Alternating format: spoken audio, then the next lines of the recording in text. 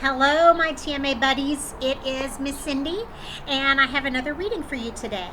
And in support of our wonderful 6 levels who will be doing The Giving Tree by Shel Silverstein in Latin as their Latin play this year, and they'll be doing it all virtually and sending it in, and I hope you all get a chance to watch it. I am going to read to you one of my very favorite books, The Giving Tree by Shel Silverstein. So let me put on my glasses here and let's get started with this beautiful story. And I'm going to scoot over a little bit because in this particular version, this particular story, the pictures are very important and there are lots of them. Okay, very few words, lots of pictures. Here we go.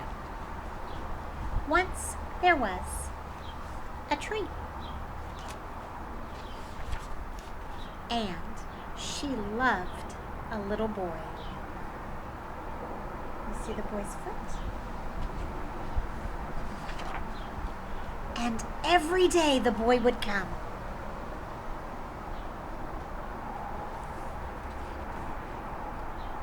Turning the page. And he would gather her leaves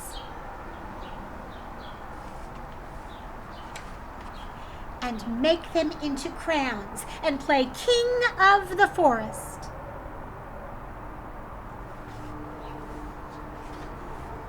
He would climb up her trunk. Do you see him climbing? Ooh, wrong. Do you see him climbing? There he is. And swing from her branches. You can just see his feet.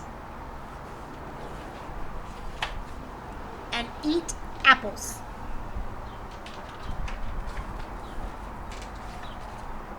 And they would play hide and seek.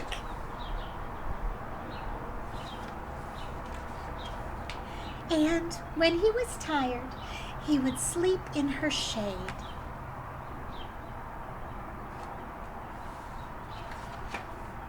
And the boy loved the tree.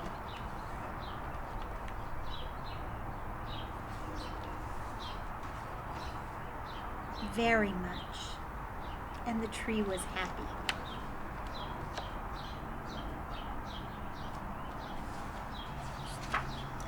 But time went by,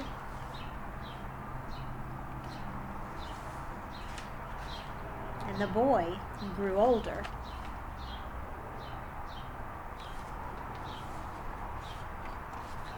And the tree was often alone.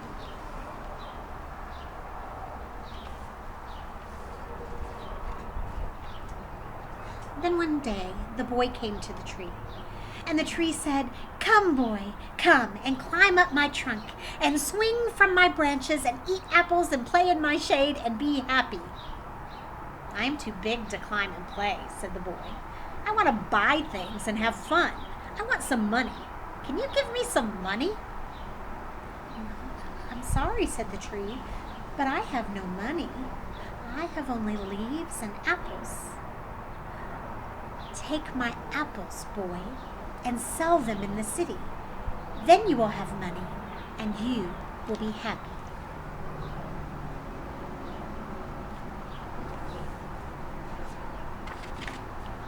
And so the boy climbed up the tree and gathered her apples and carried them away. And the tree was happy.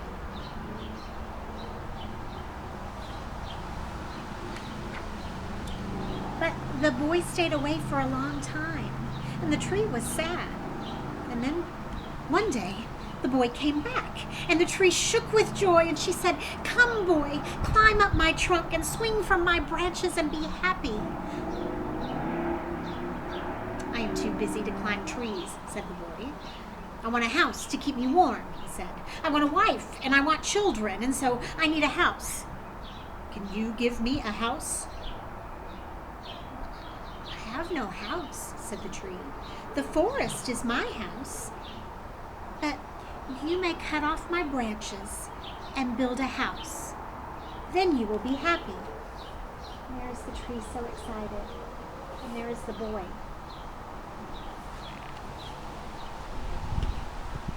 And so the boy cut off her branches and carried them away to build his house.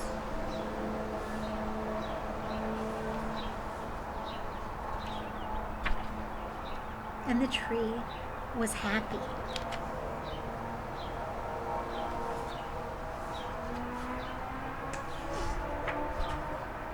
These are hard to turn pages, friends. But the boy stayed away for a long time, and when he came back, the tree was so happy she could barely speak. "Come, boy," she whispered, "come and play." "I'm too old and sad to play," said the boy. "I want a boat that will take me far away from here. Can you give me a boat?" "Cut down my trunk and make a boat," said the tree.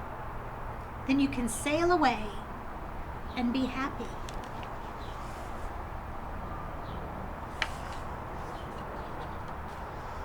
And so the boy cut down her trunk and made a boat and sailed away.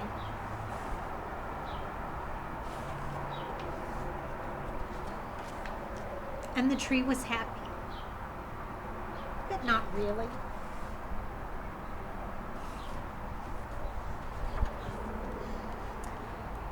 And after a long time, the boy came back again. "I am sorry, boy," said the tree, "but I have nothing left to give you. My apples are gone." "My teeth are too weak for apples," said the boy. "My branches are gone," said the tree. "You cannot swing on them." "I am too old to swing on branches," said the boy. "My trunk is gone," said the tree. "You cannot climb." "I am too tired to climb," said the boy. "I am sorry," said the tree. "I wish that I could give you something, but I have nothing left. I am just an old stump. I'm sorry."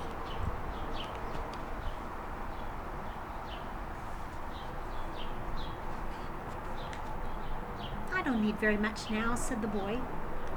"Just a quiet place to sit and rest. I am very tired." "Well," said the tree, straightening herself up as much as she could. "Well, an old stump is good for sitting and resting. Come, boy, sit down and rest." And the boy did.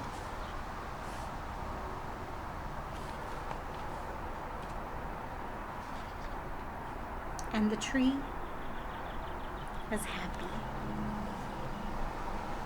The end. Oh, I love that story. It makes me get a little weepy, right?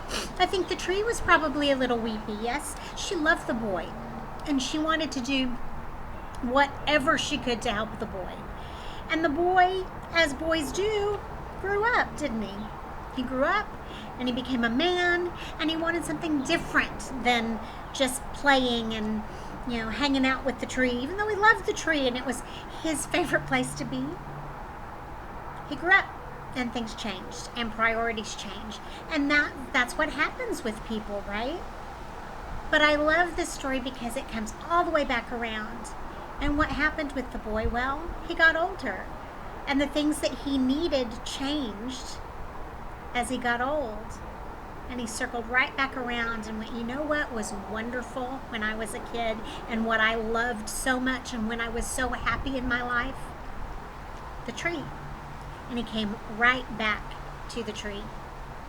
So it always makes me a little weepy, because I love to think about things as I have grown and gotten older, and my priorities have changed, and things that when I was a kid, what made me happy maybe is a little different than what makes me happy now, and where my priorities lie. But I also can think of myself as the tree, right? You give and you give, and the things that people need from you are different as they get older. And I think about my son and what he needs from me now, and what he needed from me when he was small, and what he's going to need from me in 10 years. So I bet your parents think about that too. And so here's what I would love for you to do today, your activities. You have two. There's one that's an art project. I would love for you to make your own giving tree. And really all you need to do is draw a nice trunk on any kind of paper. any kind of paper, construction paper, copy paper, whatever you have at home, using anything, crayons, markers, pencils, pens, whatever you have at home, nothing specific to prepare. And then find any other kind of paper, any colors. It can be from magazines, it can be newsprint, it can be any kind of paper, it can be tissue paper, and create leaves for your tree. So you'll have your trunk, and then maybe you'll do some branches. It's totally up to you. And then I would love for you to create some leaves and use some glue and attach those leaves to your tree. So imagine that you have a nice piece of, oh, this is Shel Silverstein, by the way. That's his picture on the back of the book. So imagine that you've drawn your tree trunk, yes? And then you've attached with glue or tape or whatever your trees, so that you've created your own giving tree. And as you are doing that, do the second part, the second activity, which is discussing with your family things that are important to you right now and things that you hope that won't change.